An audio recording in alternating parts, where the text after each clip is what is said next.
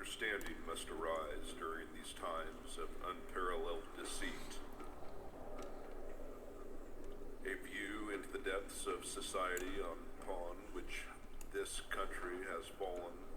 A storm frowns upon the horizon. It's been said that those that have the eyes to see and the ears to hear will play a paramount role in the furthering of humanity and civilized society. But can civilized society and humanity survive the coming conflicts? Not seen since a dawn of time in ages bypast. But you can find true forms of information and knowledge in abundance at revolution.radio, freedomsluts.com, the #1 listener-supported radio station on the globe. Stand upon the right side of history.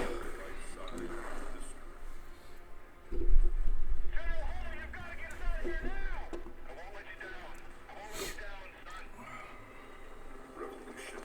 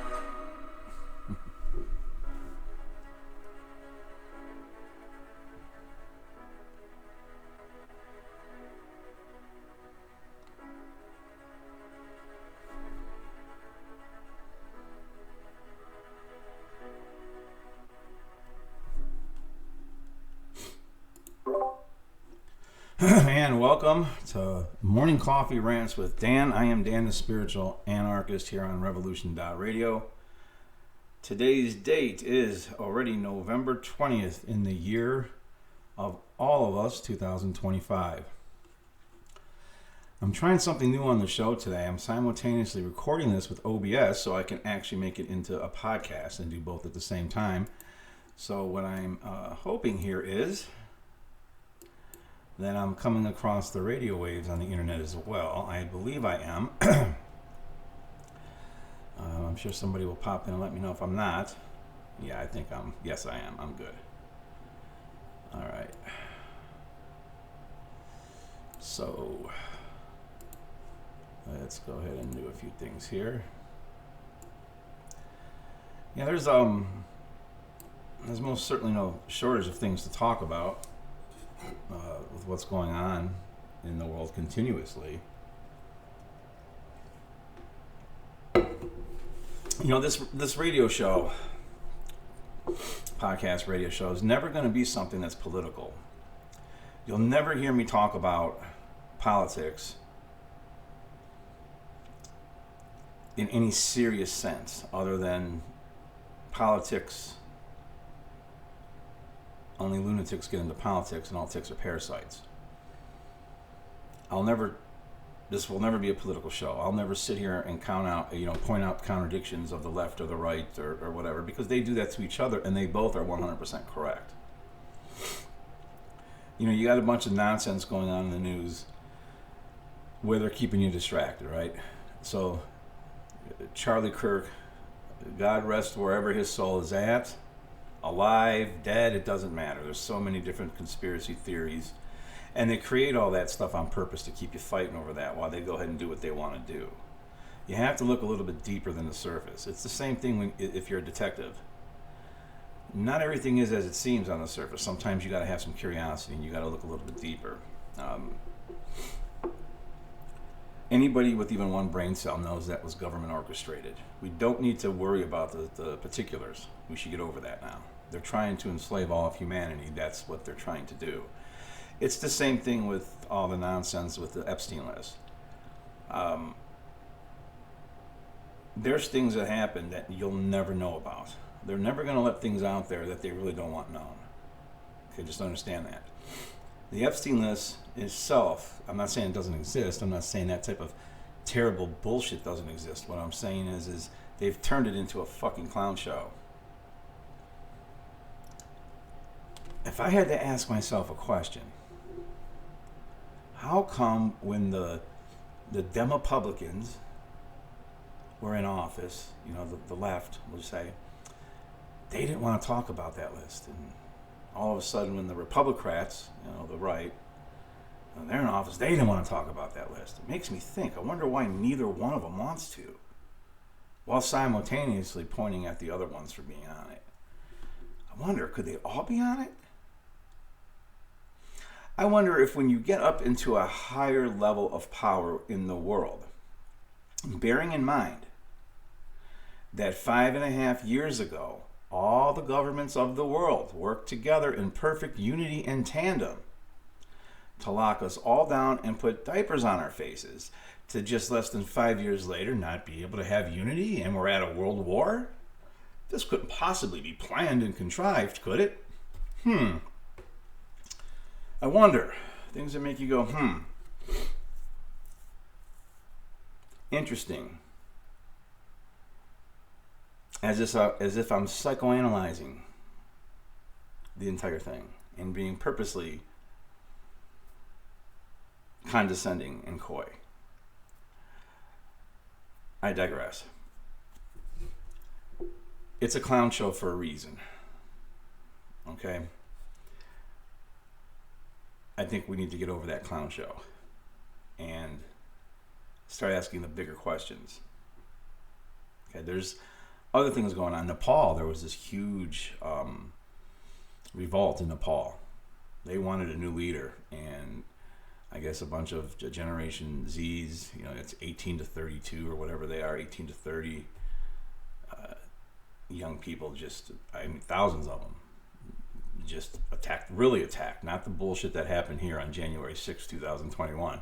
Really attacked the Capitol. They didn't have firearms either. Several dozen were injured and 19 were killed. They didn't care. They kept going. They kept fighting. They just ran the government there and the parliament there. Okay? I think that's a warning to those who want to do that as much as it is a warning to those in power that it can happen. There's 8 billion people on this planet. Unless you decide to go scorched earth policy, sooner or later people are going to band together against you. Okay, there's like 12 families that run this entire planet. But I look at that as like a warning for both. Okay, one, yes, citizens could do that, but two, now that it's been done, well, let me back up a second. When they disposed of the ruler of that country, Nepal, instead of going into an anarchistic type of voluntary type of society, they immediately put in another ruler, someone that they chose. I wonder how long it's going to take before that person turns into an authoritarian, totalitarian piece of trash. Okay, we've got to redo the entire paradigm. All right, it's a warning, because now that governments know, wow, that could happen, don't think they're not going to be prepared with more higher levels of technological force. So I'm not calling for this. It's just a warning to all sides as far as I'm concerned. I want to, let me close this down for a second.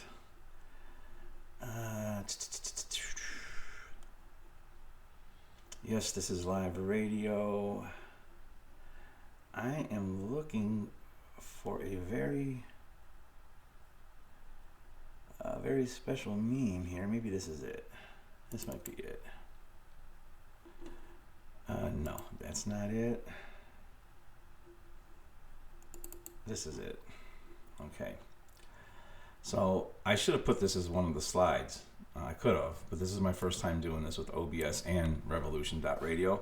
The number one listener-supported radio platform in the world. If you have a chance to go to Freedom Slips, to go to the donation page, it would be greatly appreciated. I think I've been slacking on that, and I should be saying that because I'm very thankful for this. Gratitude's important, and there's still a lot to be grateful, a lot of gratitude to be had in the world. I remind myself every day. But I'm going to read this meme. It's got a cool dragon on it. Yeah, it's a nice piece of art too. Anarchy is not a solution. It's not a solution. It's not a system. It's not a club. It's not a church. It's not even an ideology.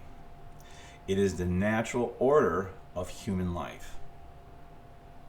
And meaning without, archon meaning ruler, no rulers. It's consensual. Voluntary relationships among humans without the greatest problem in all of history. The hallucination, the dystopian idea that some human beings should have the right to violently control their fellow human beings. You look up anarchy in the dictionary or anywhere online, they'll say it's a political ideation. It's not. It's the natural state of where we should be. You have people fighting for freedom. People that are pro their country, pro this country, pro that country, instead of just being pro humanity.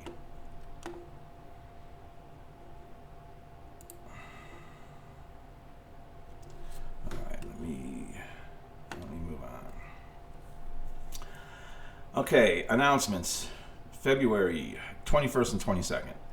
I will be doing a presentation titled The Hammer and the Flame at Funnel 5.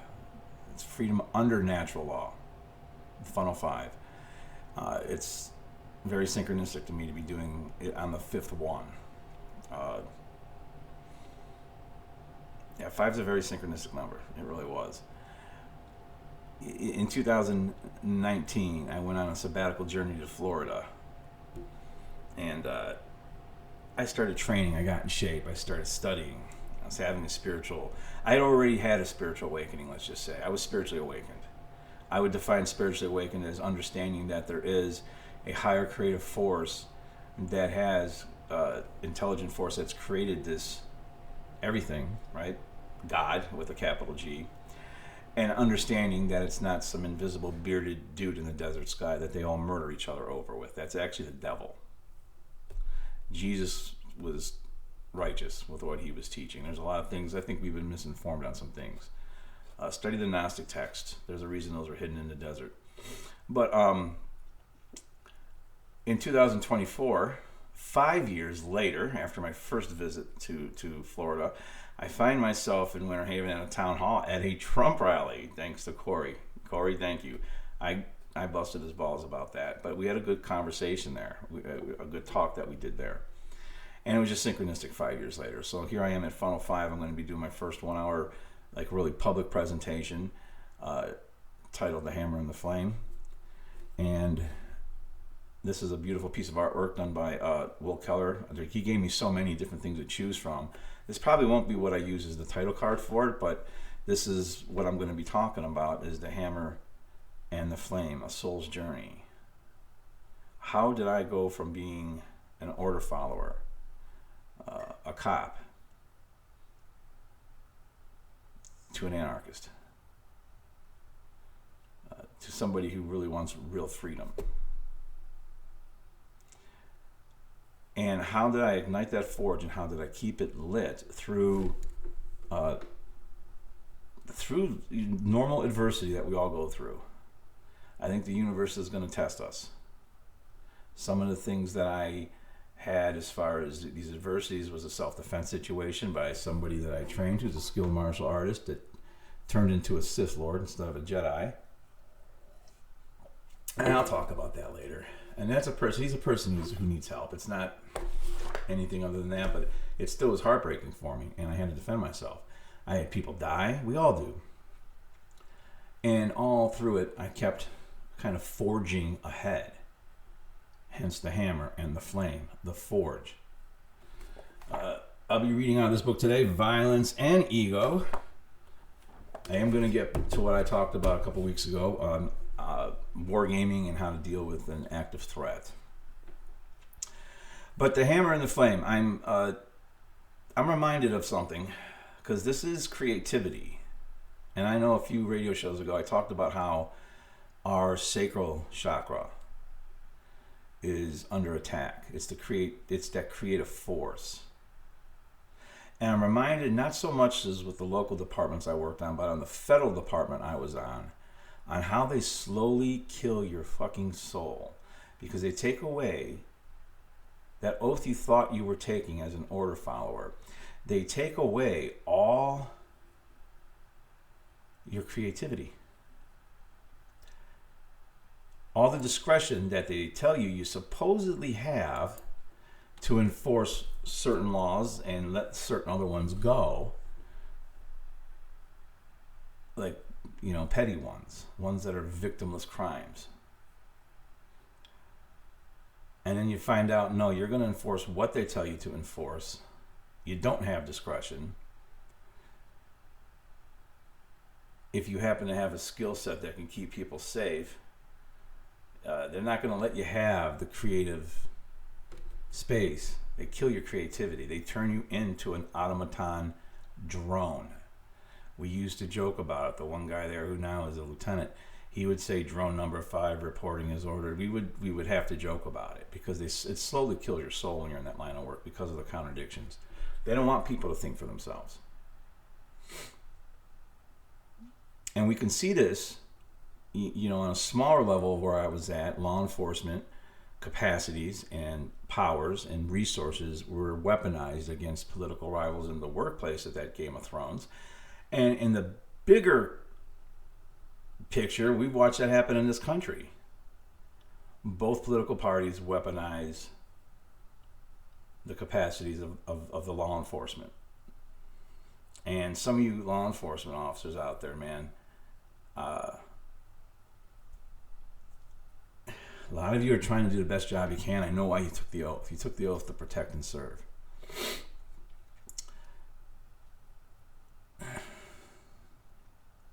How long does it take before you find out you're not really serving anything greater than yourself? What you're serving is the immoral dictates of immoral parasites. And you do the best job you can within that system to hopefully maintain your humanity, and when you get out of that job, still have some kind of quality of life left.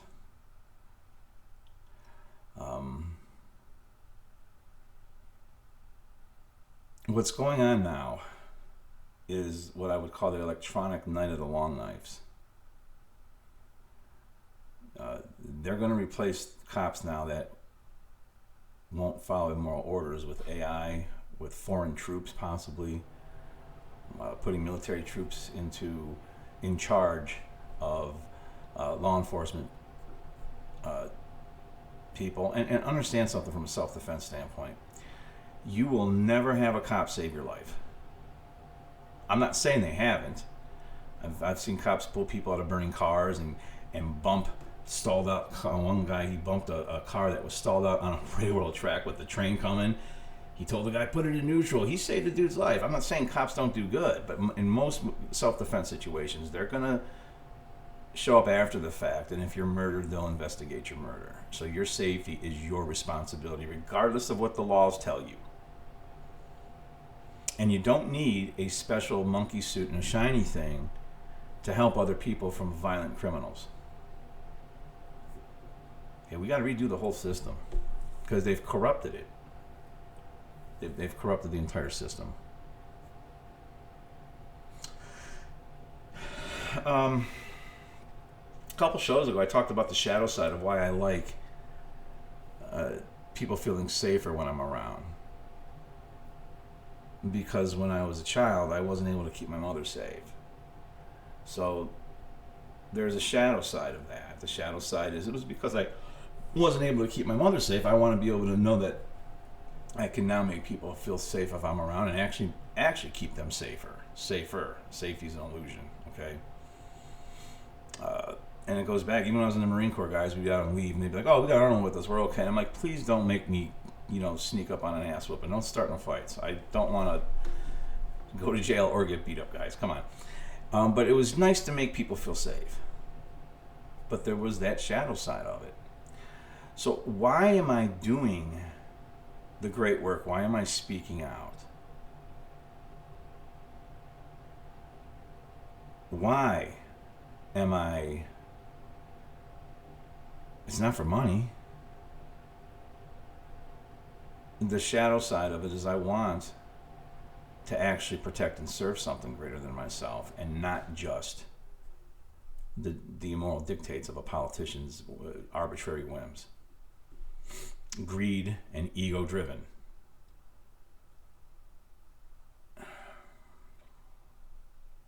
That's the shadow of it. But if I get away from the shadow of it, it's coming from a space of love and true care. I want my children to be free. If you don't know the why of what you're doing, you're not going to get to the result of what you want. So I understand the why very well. And what got me on this little side quest here, talking about this, is looking at this creativity. Soon as they kill your creativity, they kill the human soul. Slowly but surely. And it happens to order followers. It happens to children when they're put into these mind-controlled facilities that we call public schools. And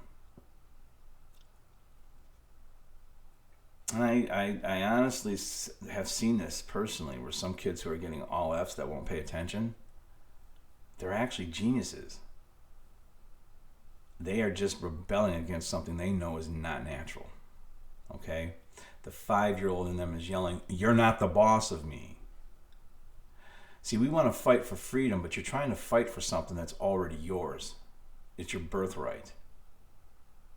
When Jesus said, give unto Caesar that which is Caesar and give unto God that which is already his, that is your freedom he's talking about. We're free. You just need to claim it. When you think about sovereignty, we are all sovereign human beings, sovereign people. Sovereign, in charge of ourselves, our own rulers. I don't like to say what they coined the term in law enforcement. Oh, they're a sovereign citizen. Sovereign citizen. A citizen means you're kind of in a citizenship under the rule of somebody. I don't like to use, words are important how you use them. I don't like the, okay, and then they make the sovereign citizens turned into some type of like security threat group, they'd call it. They might be going about the wrong thing calling themselves sovereign citizens if they, in fact, are the ones who started calling themselves that. All human beings are sovereign. Freedom is our birthright. Okay? Creativity is our birthright. And again, I want to thank Will Keller of the One Great Work Network, which I am happy to be a part of.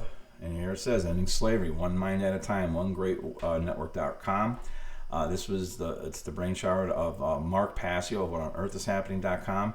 He has a presentation coming up. I believe it's this Saturday. I think it's already, it's probably already sold out. I'm looking forward to, hopefully getting to view it at a later date. It's 12 hours and it's on shadow work. I think it's very important to consciously face and come to terms with our own self-perceived, in many cases, inequities. And once you do that and you know yourself and you're okay with things, then you can start to know other people. Part of the great work for human freedom is to create freedom within yourself first, because if you are at conflict within yourself, you're not free. You have internal slavery. That's what you're putting out. So in order to free yourself, you have to know what your real shadows are and your real triggers are, and not project nonsense onto other people, because all you're going to do is hurt other people. And the longer you stay at that type of conflict within yourself, the more cognizant dissonance you're going to go into. You're going to end up with health problems. You're going to end up with all kinds of things. You have to face these things. And there's all kinds of shadows we have to face. Parental abandonment issues, abuse issues, okay? Things we did that we're not proud of, things that we don't want to admit. We won't admit them to no one else, much less ourselves, if we don't admit them to ourselves. And that's one of the key things that I've heard Mark say many times above all else. Know yourself and don't lie to yourself. You have to tell yourself the truth. If you're telling yourself lies, you're not going to be truthful with anybody. So shadow work's important.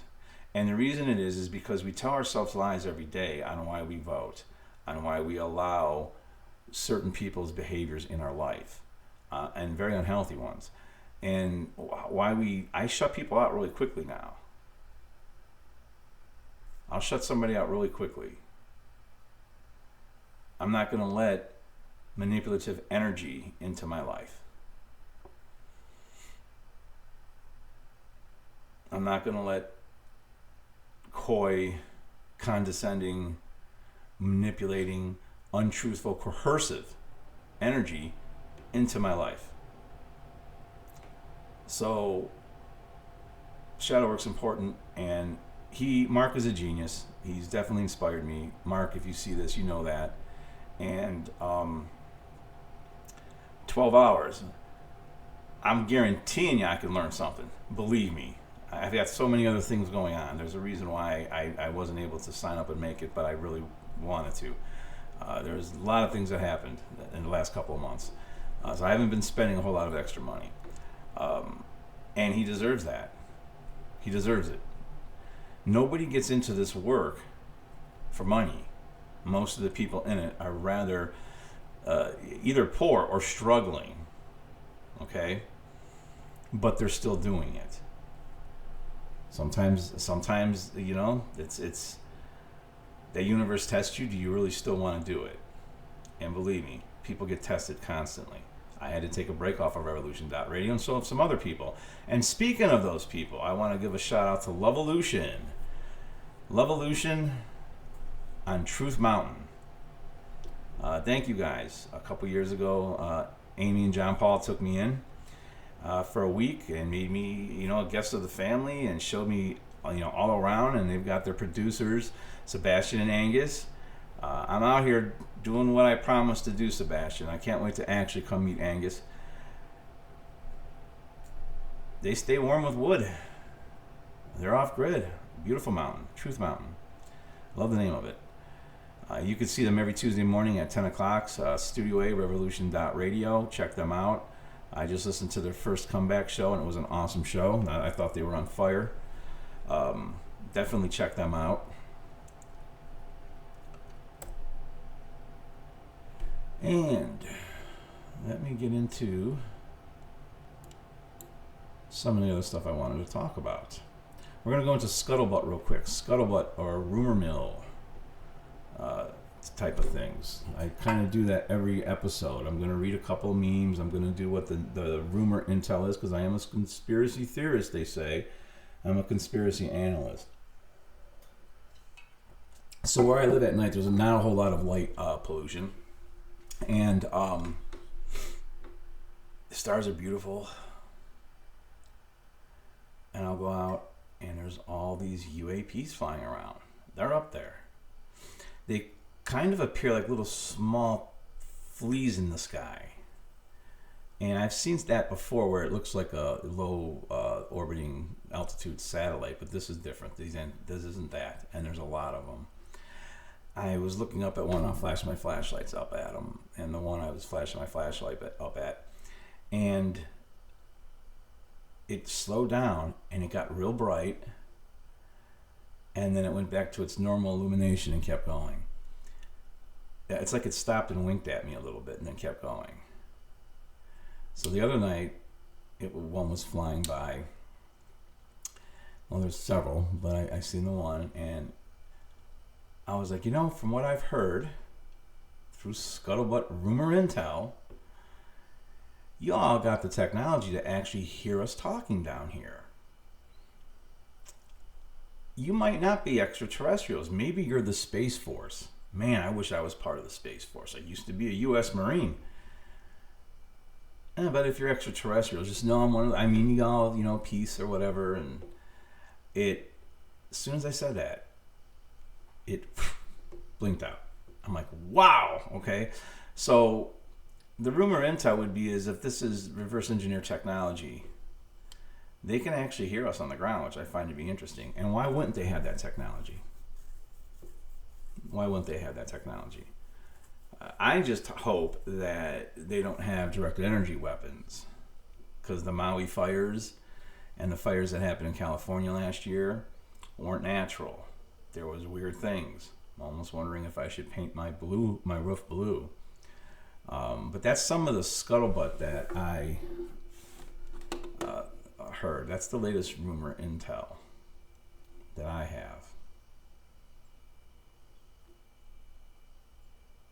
Yeah, I can get into the number 12. Candace Owens was talking about 12 cell phones that were tracked, that were at the college that day that Charlie Kirk was assassinated. 12 cell phones. 12 is one of those interesting numbers. They like throwing little hints at us, I won't even get into it. Look up the number 12 when you get a chance. Type in occult meaning of the number 12. What does number 12 mean in the occult? What is 12? We've got 12 houses of the zodiac, 12 months of the year, the 12 apostles. I mean, that's just a start. The 12 labors of Hercules, 12 Olympian gods in Greek mythology, 12 tribes of Israel. I can go on and go on and go on. So there was 12 cell phones there. They like to put these little things out there for people. They have fun with it. That's part of what they do. All right. Maybe I should talk about this real quick. I don't know. Let me see here.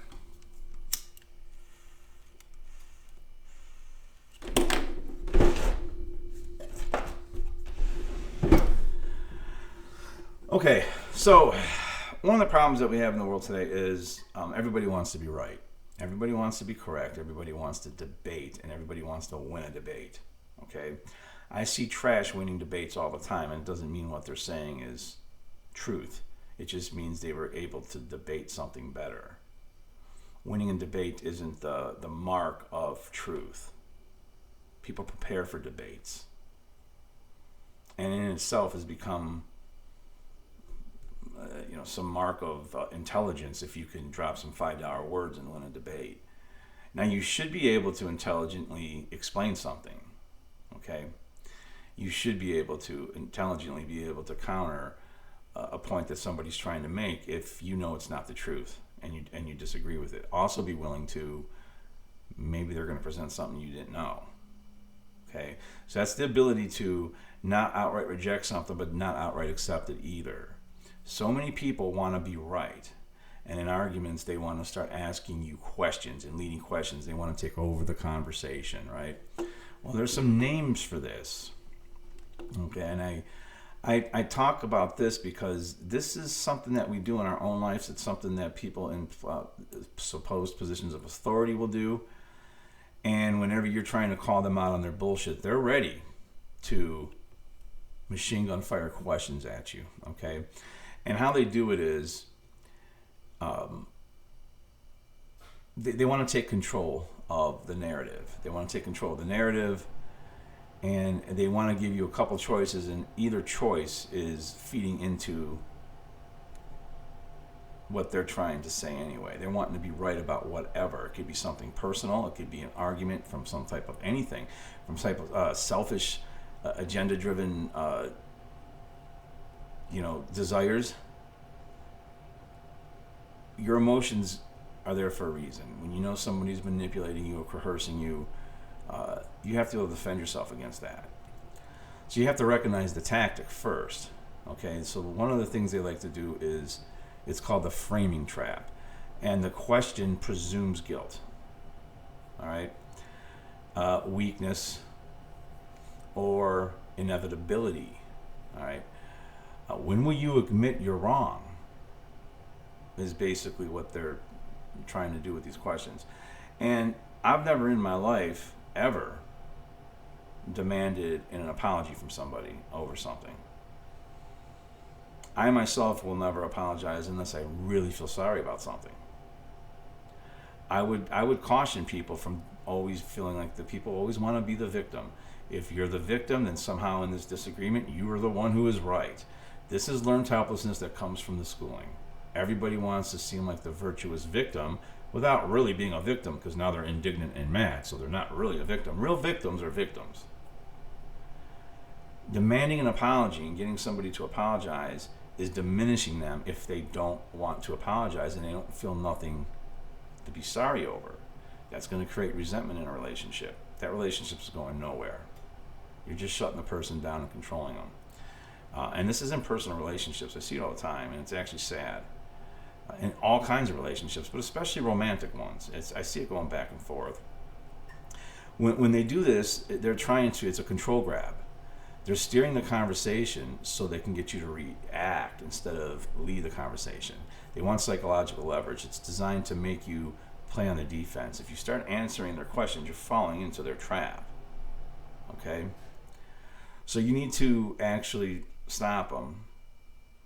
I'll sometimes just disengage. I'll just disengage. But because a lot of times you're dealing with somebody who's a narcissist. And the only way to win with a narcissist is to disengage, because they will constantly reframe the topic or the point of contention. That wasn't the original point of contention. When you see them doing that, you need to just break away from it. But name the move, call out the tactic. Okay, an example would be like, that question assumes something that I don't agree with. Let's clarify what the actual problem is here. A lot of times they won't come at you in the way that they're all of a sudden changing it. They'll come at you in some other kind of way. They'll come at you in some type of jilted, aggressive way, and then they'll change it to what they were really trying to do, with something much more benevolent. It's stupid. It really is. It's petty. And the only reason why I'll talk about this kind of stuff is if we can recognize this kind of stuff, we can, in our personal lives, we can see what's happening in the collective. We can see that this is the problem. Everybody needs to be right. Everybody needs to be the victim. Nobody can admit they're wrong. Hey, I was fooled and bamboozled. I shouldn't vote. I shouldn't believe in human authority to rule over human beings. We're going to have disagreements. It's natural. It's normal. But people will go to great extremes to avoid shame. And a lot of times the shame that somebody will feel is not called for. They shouldn't feel it. Again, through self-examination, shadow work, you could avoid that. Okay? Unhealthy shame.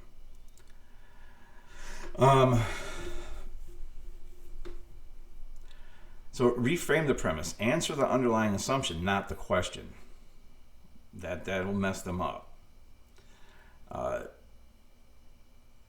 It's not about when I'll admit fault. It's about whether fault exists at all between either one of us. A lot of times there isn't any. Return to your ground. Redirect your core point. The real issue here is this, not the timeline you're suggesting, not that. You may have very different views on what occurred. All right? Refuse false choices. Don't accept their framing as the only path. Okay? An example is I don't accept the premise of that question. Or if they're trying to tell you how something occurred, I don't remember it occurring like that. And this is important, especially if the goalpost is moving in a way where the point of contention is constantly being reframed off some ancillary thing you stated. And they want to go on some side quest. This is just somebody trying to be right. And there's no real discernment taking place. And I don't have to be somebody with budding psychic abilities or empathic abilities, or somebody who's well balanced with the masculine and feminine qualities that all human beings possess and should possess in the right amount to know when that's happening. People can feel when they're being manipulated in some kind of way, even if they can't articulate it at that time or articulate it ever, they know. So that's just something to watch out for. Silence is power. This is why I said sometimes I'll just break contact. Silence is power. Sometimes the strongest move that you can do is not answer at all. Force them to sit in their own manipulation and imagination. They haven't done the work on themselves that they need to do to understand why they're upset in the first place. Ask your own questions. Start flipping the dynamic. You start asking questions. Maybe you can ask it, why are you framing it that way? Because that's not how I've seen things happening. Remember to keep a good tactical mindset when you're dealing with this, because you have to deal with this at all times. I was trained in interview and interrogation, and I haven't been a cop in so many years, but you don't have to be trained to understand deception, to understand coercion. You can feel it at a core level. They want us numb on these screens, they want us numb on the news, and they don't want us thinking for our fucking selves. Okay? So remember to stay calm, because anger will feed their control, and they get off on it. I can tell when they're getting off on it. All right? Stay calm. You get a little mad, that's okay, but don't go all the way. If you feel yourself getting real mad, back off. Don't engage until you're ready to engage, if you want to engage at all, until you've thought it out. Okay? Keep your language precise, because clarity in what you're saying, the words you use is armor. Know what you mean. This is why I don't like to say sovereign citizen, sovereign human being, sovereign person. Okay? Remember, you don't owe answers to manipulative questions. You owe yourself sovereignty. So that's one of the reasons why I wanted to cover this particular thing today, because it's happened in my life many times.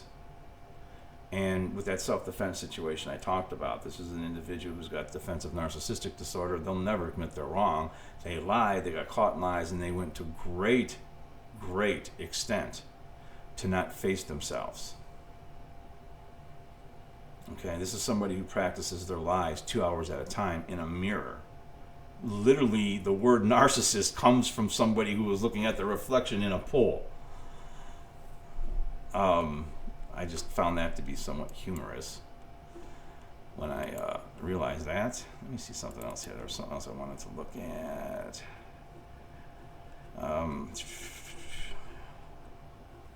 No, I'm not going to do that one. There was one other meme I wanted to look at here. But I want to take what I got left time to actually read out of Rise from Darkness. Not Rise from Darkness, I'm sorry, Violence and Ego.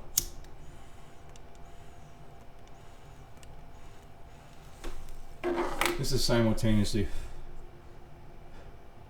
I might have inhaled that too much. I got a little bit of a head rush. This is simultaneously... It's tobacco for anyone listening. It's a long Gandalf pipe if you're on the radio. My podcast, people are used to seeing it. Anyway. I don't even know what I was going to say. It doesn't matter. Let me go on to reading off this book. The stuff that I put into this book, I don't have my glasses. That's what I was looking for earlier, and I can't find them. Oh, haha. Okay. My glasses. I hope I look really young on camera. If I do, for my age, that's about to change. There's me being a narcissist. How about that? Okay. So, I wrote this book after I retired. I was a defensive tactics instructor. I grew up in a city where I had to fight and defend myself. I grew up in really one of the worst neighborhoods in Cleveland. That's why when I go to places like Philadelphia and other cities, I feel at home. I grew up in that kind of thing. I had way too many fights in my life. I was in way too many stressful situations. And the mistakes I made in those tactical situations turned into learning points. And I wanted to put those learning points into a book. I wanted to make that part of the book, Violence and Ego. I wrote it in 2016. And most of the stuff I wrote in it, I still stand by most of it. I never thought it was going to have so much meaning right now, because there's a lot of violence breaking off in the world. I see a lot of stressed out people, and stressed out people who aren't getting those bottom two rungs of Maslow's hierarchical needs turn into some pretty brutal people. And we've got food shortages coming up. We've got a bad winter. There's going to be stuff where you may have to defend yourself. You may have to develop that mindset to be willing to conduct violence or actually use force on another human being who's trying to rob you or hurt you in some way to get your resource. If you're being victimized in a certain way, it's because they need something you have. Okay? That's one of the reasons. But I wrote this, I wanted to talk about wargaming, especially if you go to places where you're there a lot. You're going to a school every day to pick up your kid. You go to this place and that place on a regular basis. Okay? You need to, when you're at these places, war game. What would happen? What would you do if someone started shooting up the place? What would you do if someone was running around with a knife? Stuff like that. You got to go to worst case scenario and then work your way to better case scenario. What would you do? And just thinking about it will create a cognitive synopsis in your brain that if it should occur, you'll be a little more prepared for it. Okay. Besides all the training you should be doing anyway, I got a saying: if I'm not training, someone else is. So I train to whatever capacity I can, 5-6 times a week, 5 probably. But anyways, this is a valuable tool for protecting and preparing yourself for violence or an active threat. It works like this: any place you decide to war game at, be it at your home, your school, your place of employment, or wherever, ask yourself these questions. What would I do in a dangerous scenario? Where are my escapes? Where can I hide? What barrier around here would stop a bullet? What can I use as a weapon? Okay? I've said this a lot. A gun is not a weapon. It's a tool. It can be used for hunting, for self-defense, target practice, or it could be used to steal a life from somebody that doesn't deserve to have their life taken. This I use on my pipe. It's a tool for my pipe. But if I stuck this into someone's jugular vein, it becomes a weapon. So what do you have around you that can be a makeshift weapon? Okay, by playing this mental game with yourself, should a similar scenario begin to unfold, you will react faster physically because cognitively you have already done it. It works psychologically for the same reason that many psychologists advise people against revealing their personal goals. In other words, don't talk about it, be about it, right? So, for instance, no one outside of my family knew I was writing this book as I was writing it, because if I had told my friends I was writing a book, I could run the risk of my brain being satisfied by my ego that I have already accomplished it. Hence the book might not ever get written. So that's why they claim you should keep some goals to yourself till you got the work really almost done. You don't put certain things out there. You don't want your ego to be tricked into some sense of accomplishment that it did something that it hasn't done yet. Your ego is you, by the way. Now I'm going to get into active shoot responses because this is important. There's lots of that going on everywhere. And it's going to be even more than just false flag events now. And it always was. But there's going to be more false flag events. There's going to be more stress-related road rage, more shootings, more everything. This is the pressure cooker that they want to create. And they want to create division in every way possible. It's cold out. It's freezing here today. And I got my window open because I smoked my pipe. All right. So if asocial violence is predatory violence, and social violence is ego-driven, the tribe is watching violence, then the active shooter violence is a combination of both. Above, I briefly mentioned being in an active shooter situation. I'd be remiss if I did not also cover this very real and increasingly tragic threat Americans face. With a population of over 310 million people in our country versus the numbers of actual victims of active shooters in any given year, the chances are still actually pretty slim that anyone reading this book will not meet their end in that way. I think that's still true. Okay, the difference between the violence we have in the world now versus the violence we had in the Middle Ages is now we like to euthanize the violence, and now we have immediate access to information. So it seems like it's a real violent world. Back then, it was more violent. Okay, with that being stated, every time we turn on the news, we watch another active shooter incident is being reported. As a result of this, more and more law-abiding citizens are opting to exercise their Second Amendment right and obtain carried concealed permits. But how many people are actually practicing to become proficient in using their firearm that they can legally carry? And the most important part of it, can you get to it? Can you get to it? When I was working in a federal facility in a law enforcement capacity, there was a emergency call out. The guy was in the psych unit, and I could tell in the shakiness of his voice. First off, this guy's 6'9", 6'10", big dude, heart of gold, gentle giant, but very strong. Normally, he'd show up and people wouldn't fight. He called out one time, and first off, he never called for help. That's kind of a big deal right there. So I knew this was definitely something bad was going on. And I got to the locked ward, and I'd get out my keys. Now this is me with years of training. I'd already been in a prison riot.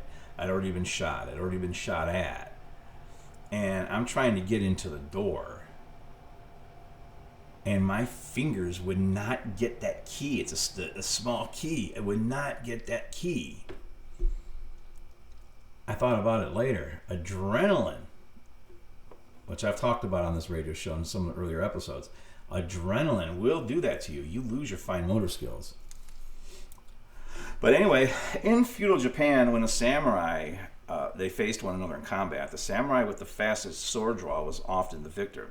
They would practice the draw cut thousands of hours.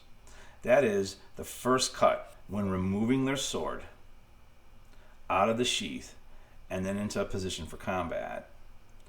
They were often facing other similarly trained people. The average CCW course out there is 6 to 8 hours. I think if that's all the training you do, you're in trouble. Okay?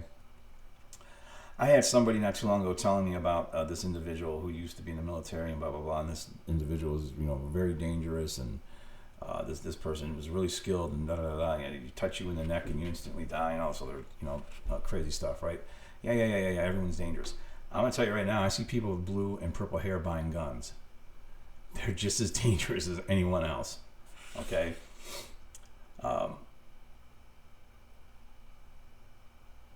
There's a few things I'm going to get into here. Oh, I'm almost coming to the end. let me just stop here, and I'm going to say this.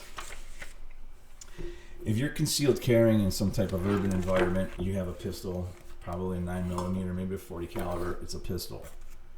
If you find yourself in a grocery store, in a mall, at a restaurant, any place where an active threat has started to happen, most of the times these active shooting scenarios will have somebody with some type of a rifle with a larger magazine capacity. Rifles can hit targets more accurately. They can go through things that a pistol's round won't go through. So something that is actually cover for a round, for a pistol round, a rifle round may go right through it. If you're down a hallway and the person has an AR-15 and you have your pistol, that's like a person with a full-size samurai sword facing somebody with a pocket knife. Okay? The guy with the sword's going to most likely win. It's going to be the same thing with if you have a firearm. If you have to engage, you may only have one shot. So if you have anything that you can actually lean up against, anything where you can actually make yourself into a more stable shooting platform, if you decide to even engage, you don't have to engage. You owe it to nobody. You owe it there. You owe yourself to escape. I probably would engage, because that's just what I've been trained to do. But you know, you might be in a situation where escape isn't possible. You may only get one shot, is what I'm saying. Okay? Because as soon as their attention's on you, if you miss, they're probably not going to miss, and they've got more rounds. And they are probably in a sociopathic or psychotic state. They're not afraid of dying. They're probably very calm with what they're doing. You're going to be shaken up. So learning how to breathe and get yourself calm is going to be important when that type of situation happens. You got to pull it in quickly. You got to break the freeze. These are things I'm going to talk about more in depth. I may go right into this stuff next week because I may get into it a lot sooner, because this is very important material to cover that I think will help people.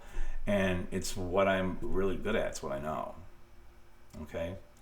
Well, with that said, that's going to end this episode here. I'm coming up on the end. You guys stay safe. Until next week, remember to follow natural law. Stay healthy. Peace. Stand